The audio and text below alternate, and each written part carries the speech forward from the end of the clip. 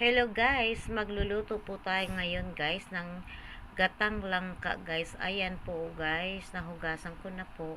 So isasalang na po ito guys. Ayan, may ricado na po yan guys. May magic sarap, luya, sibuyas, paminta, asin. Ayan na po siya guys. Na-prepare ko na po yun guys. So isasalang na lang po siya guys. Ayan po guys, isasalang na po natin hanggang sa maluto po yung langka bago po ilagay natin guys yung kakanggata niya. Ayan, takpan muna natin guys para maluto siya ng mabuti at malambot. Ayan, halu-haluin muna natin guys hanggang sa matuyo po yung unang gata niyan guys, hanggang malambot na po yung langka guys.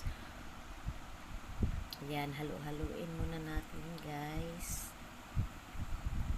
Lutuin natin maputi kasi ang langka medyo matigas po yan guys. So takpan natin ulit guys.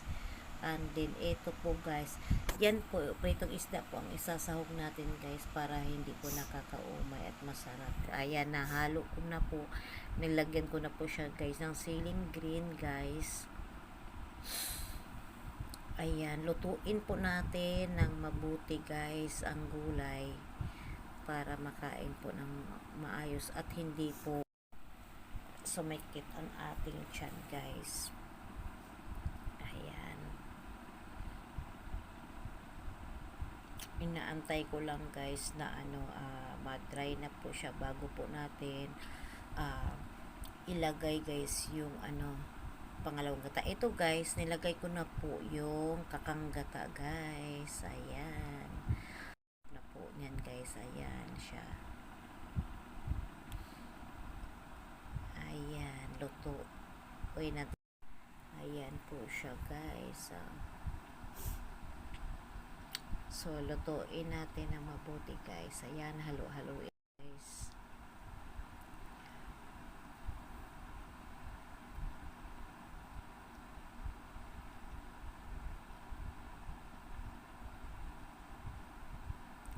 Siya guys, takpan din natin yan ulit guys. Ang sarap po niyan guys kasi magata po siya, marami po akong gatang yan. Takpan muna natin ulit guys hanggang ito guys, luto na po siya. Ito guys, samahan niyo akong kumain ito guys, luto na po siya. So napakasarap po guys. Ito, tikman po natin guys. So ready to eat na po tayo guys. Ayan guys, maraming salamat po. Thanks for watching guys and support, and pakipollow na lang po ako guys sa mga hindi pa po nakapollow sa akin. Pakipollow